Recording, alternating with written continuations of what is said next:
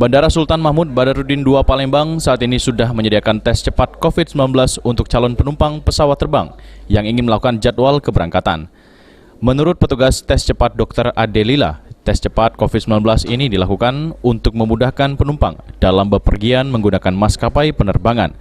Jadi dengan ini penumpang tidak perlu lagi membawa surat keterangan swab atau rapid test jika belum sempat melakukan tes. Untuk hasil tes cepat ini, calon penumpang hanya cukup menunggu 30 menit sebelum keberangkatan dilakukan.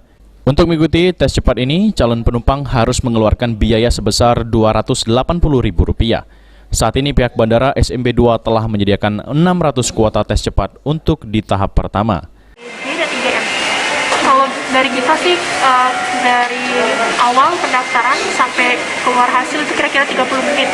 Jadi bisa ditunggu kira-kira ngikutin penerbangan di sini, jadi di jam sekitar 5:30 sampai penerbangan terakhir kira-kira.